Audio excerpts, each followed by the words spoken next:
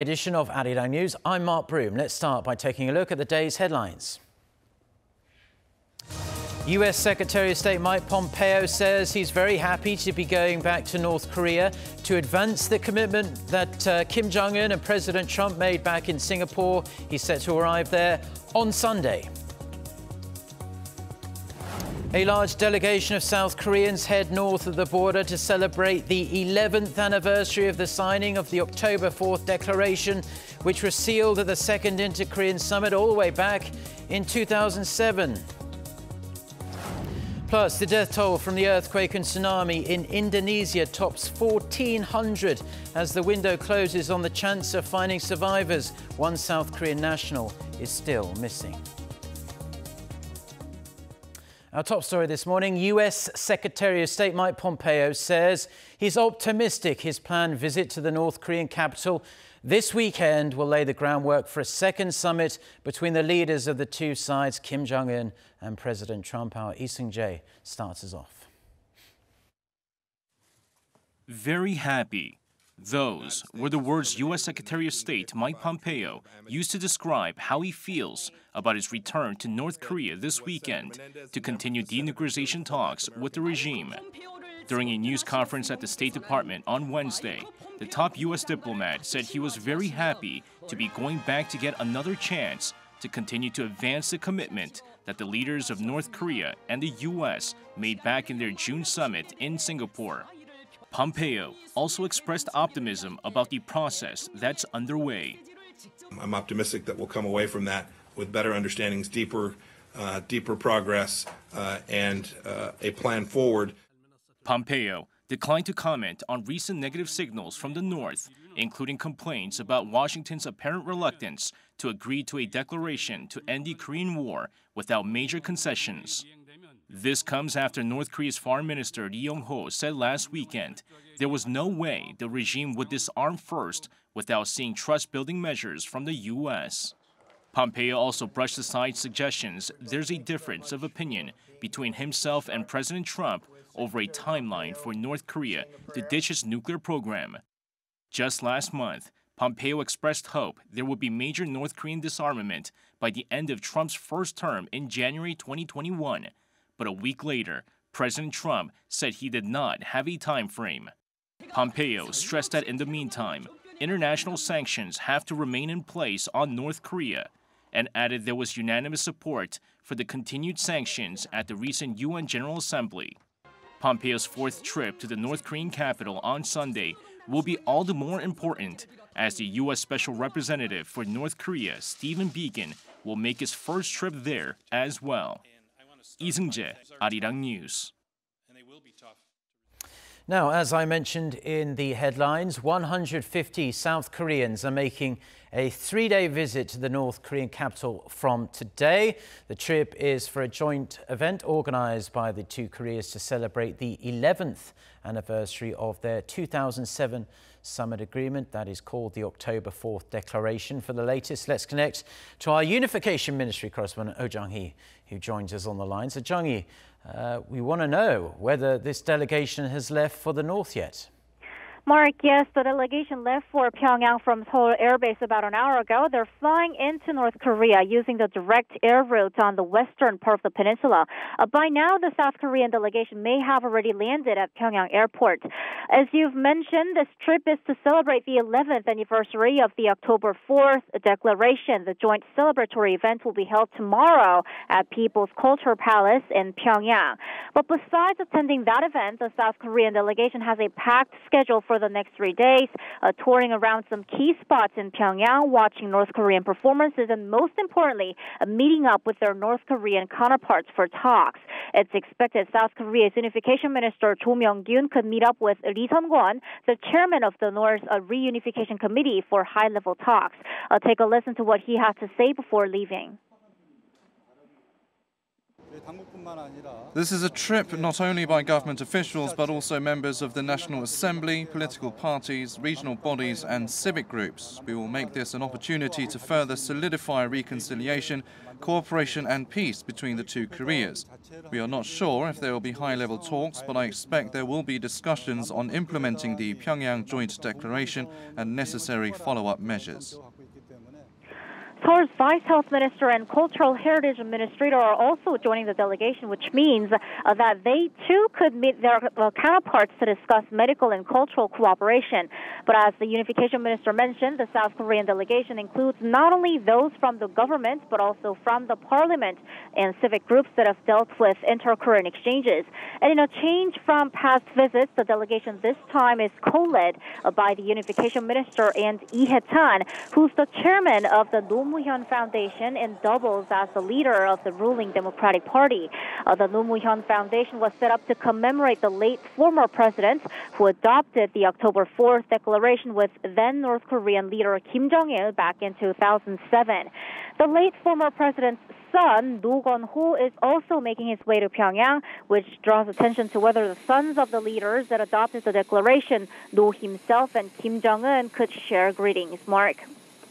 Okay, thank you very much, Jung-hee, for that report. Wonderful reporting as always. Now, when the leaders of the two Koreas met for the first time in April, the current leaders that is, they agreed to hold joint events on major shared anniversaries. June 15th couldn't be celebrated due to the lack of preparation time, but the two Koreas held family reunions marking their National Liberation Day on August 15th and are now celebrating October 4th together. Our Choi Si-young looks back on why today is such a significant date for the two Koreas. In October 2007, South Korea's then President Roh Moo-hyun made a three-day trip to Pyongyang for a summit with North Korea's then leader Kim Jong-il. Their meeting led to the second inter-Korean summit agreement, the October 4th Declaration. The date that they adopted the declaration has become another major shared anniversary for the two Koreas, in addition to June 15th, the 2000 summit agreement date, and August 15th, the National Liberation Day. The October 4th Declaration stipulated that the two Koreas build trust, end military hostilities, and work towards permanent peace. It also mentioned expanding economic cooperation and exchanges in fields from science to culture, as well as dealing with humanitarian issues like holding reunions for war-torn families. But after the Roh Moo-hyun administration, Seoul went through 2 consecutive terms of conservative presidents and 10 years of icy relations with the North. Marking October 4th together is one of the steps agreed on at the latest September summit. Delegations from South and North Korea, not only from the government but from all corners of society, will attend the event on Friday. Choi Si-young, Arirang News. South Korea has started an operation to clear mines from the demilitarized zone, the DMZ.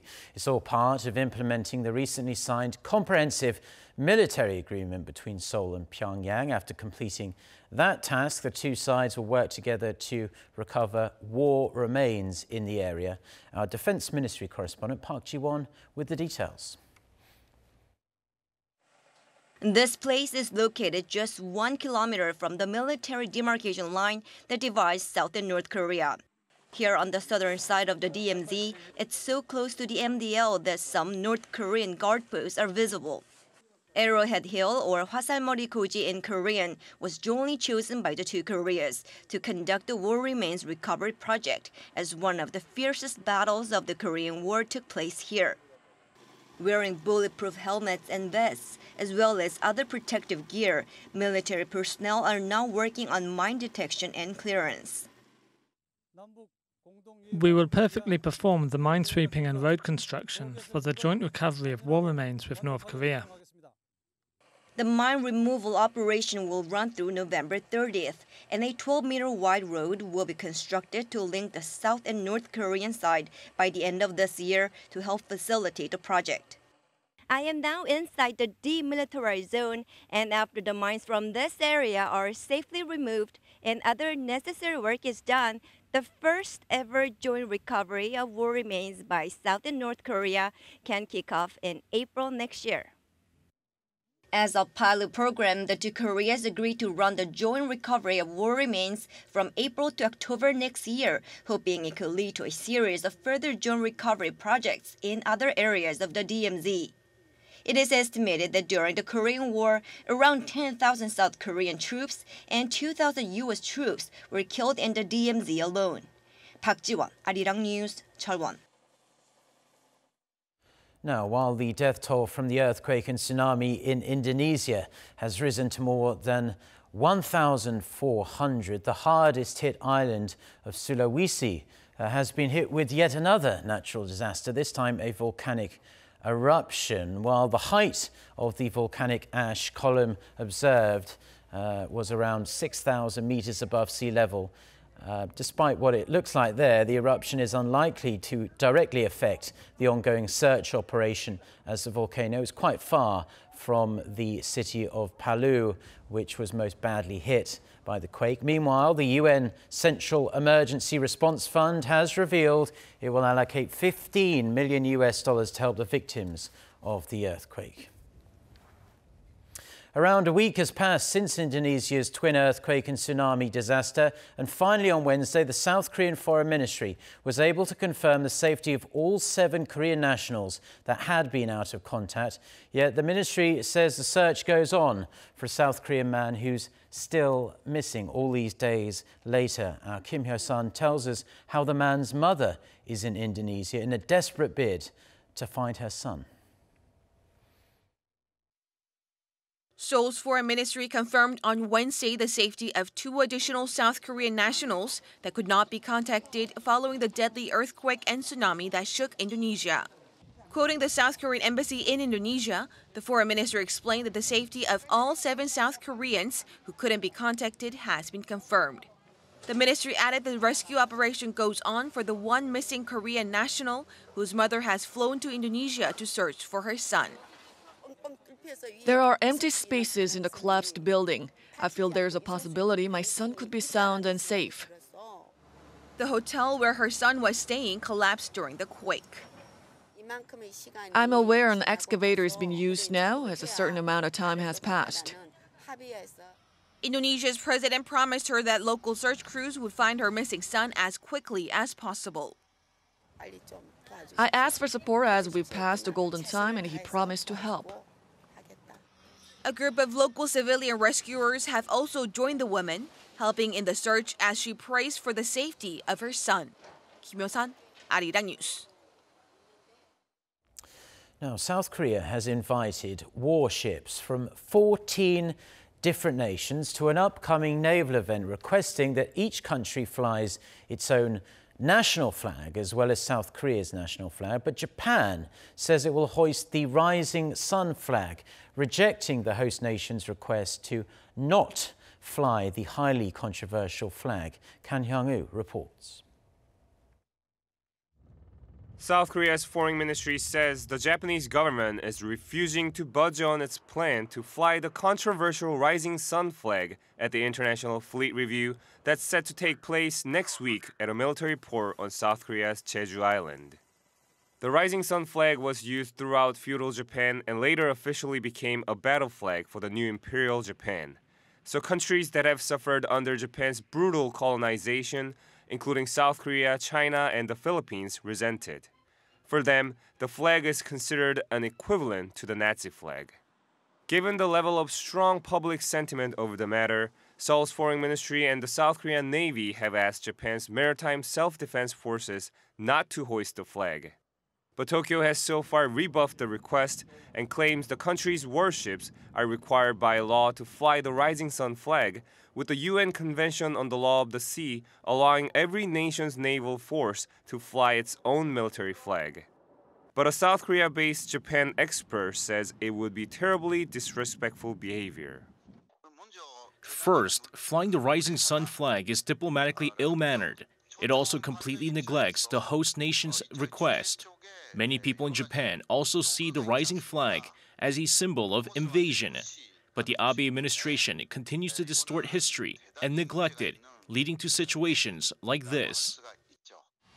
To fight back against what is seen in Seoul as Japan's continuing impudence, a South Korean lawmaker has even proposed revisions to current regulations to prohibit ships flying the Rising Sun flag from entering South Korea's territorial waters. Kan Hyung-woo, Arirang News.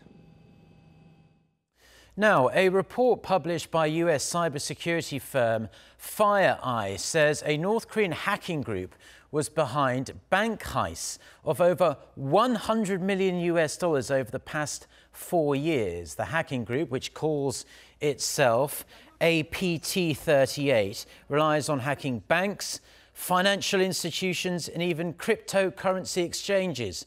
FireEye believes the group tried to steal over $1 billion but made off with roughly $100 million based on the company's conservative estimates. Small to big hacks were made all over the world, including in the United States and Russia.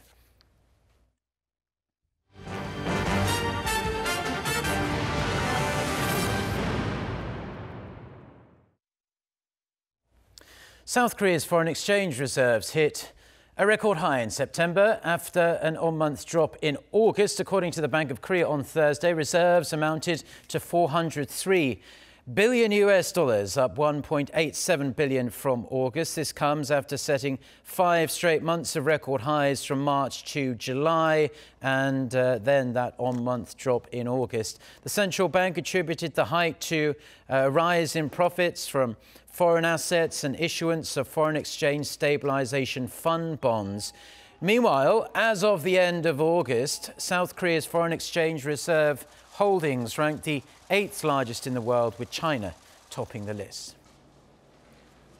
South Korea's National Assembly is holding its final interpellation session today. This time, the focus is on education, social issues and culture. Rival parties are expected to clash as one of the ministers fielding questions is the newly appointed Education Minister and Deputy Prime Minister Yoon Hae, a lawmaker of the ruling Democratic Party. Now, her nomination came despite the Assembly failing to adopt a confirmation hearing report, with the Conservative opposition calling her unfit for the job due to a series of ethical lapses.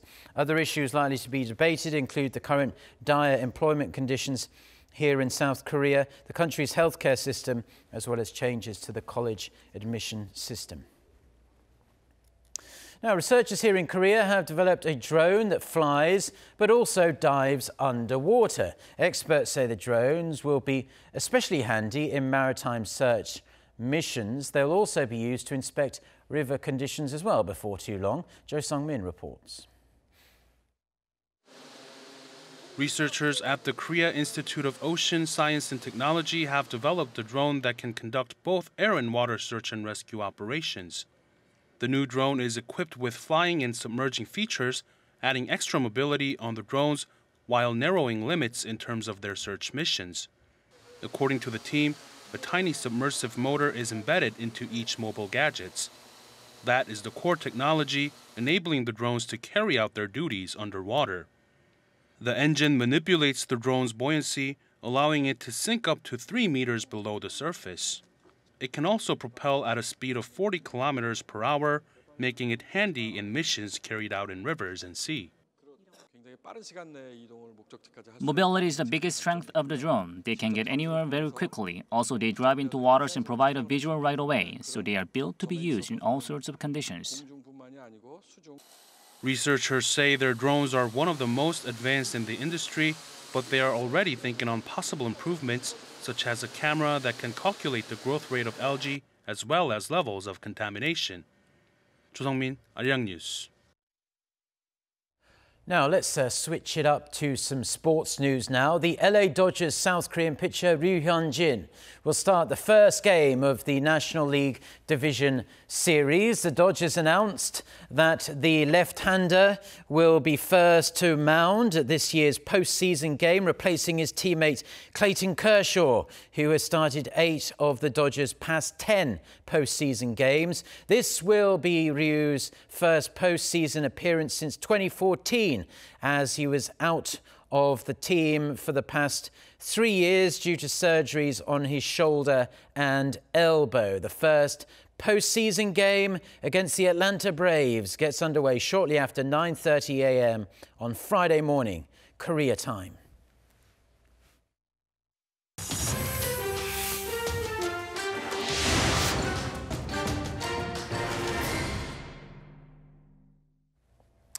This year's Nobel Prize in Chemistry has been awarded to 3 scientists for using the power of evolution to design molecules with a range of practical uses. For more on this and other news from around the world, let's turn to our Noah Aram. So, Aram, tell us more about these 3 scientists. Sure, Mark. Half of the award went to California Institute of Technology professor Frances Arnold, who is the 5th woman to win a chemistry Nobel Prize. The other half was shared by University of Missouri professor George Smith and British biochemist Gregory Winter. Arnold was awarded for her work in harnessing the power of evolution to produce enzymes and antibodies used in everything from detergents and biofuels all the way to cancer drugs. Her research opens up the possibility for more environmentally friendly products.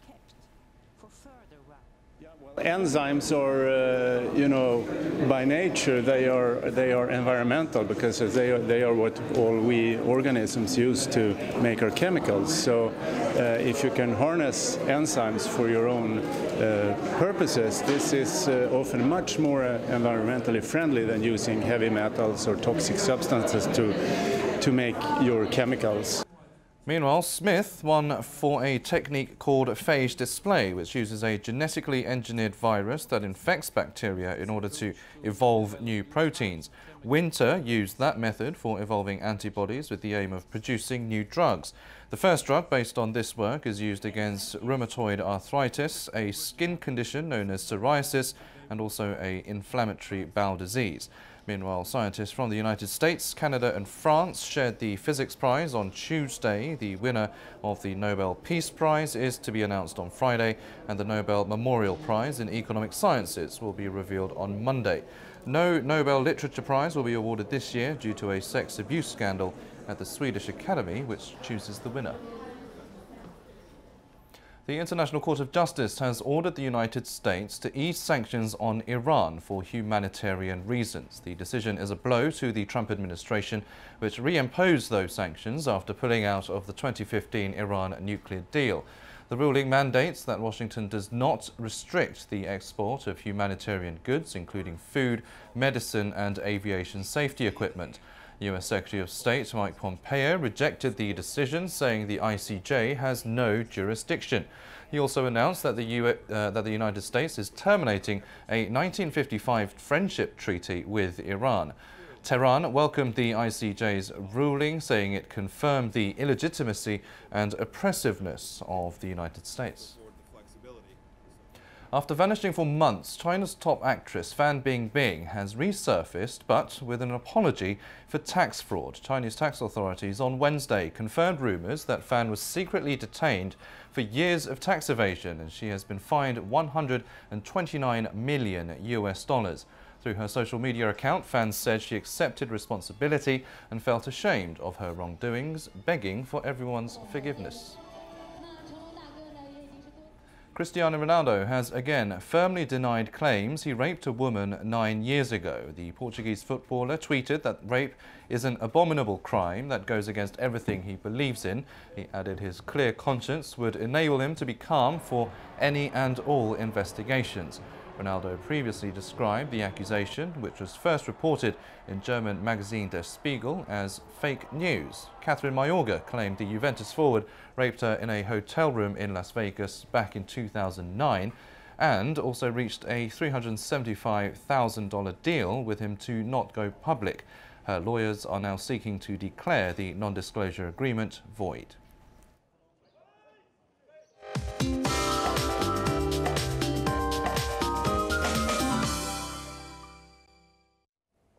Good morning. South Korea is on alert as Typhoon Komrae is forecast to sweep the Korean peninsula, affecting Jeju Island and the southern regions from tonight. Now, the typhoon will pass close to Okinawa in Japan on Thursday night, and it could change course and head for the Korean peninsula. So people are advised to stay on high alert. Jeju and the southern regions will be hit by torrential rainfall until Saturday. Up to 700 millimeters of heavy precipitation will fall on the island, and Seoul will see heavy showers from Friday evening all through Saturday. Today, though, is forecast to be another fine autumn day for most parts with some cloud coverage, while Jeju and Busan will start to see showers from this evening. Highs will be in the mid-20s, leading to white gaps in most parts of the country. In Seoul and Daejeon will reach up to 25 degrees Celsius this afternoon. Now, the entire nation will be affected by Typhoon Kongray into Saturday, while Sunday is forecast to be dry and bright, but expect cooler temperatures to set in. That's Korea for you, and here's international weather for viewers around the world.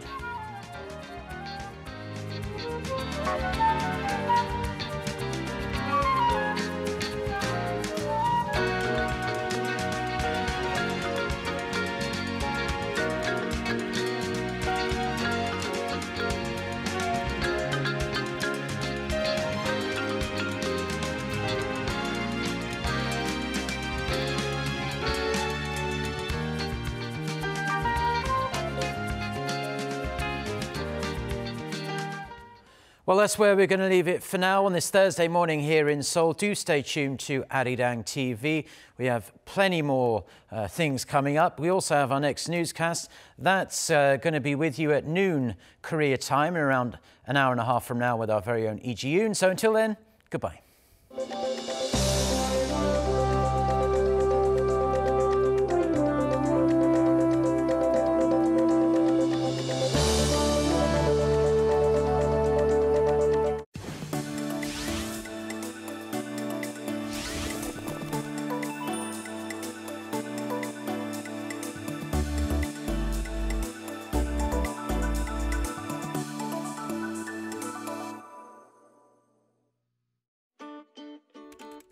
Mukbang is all the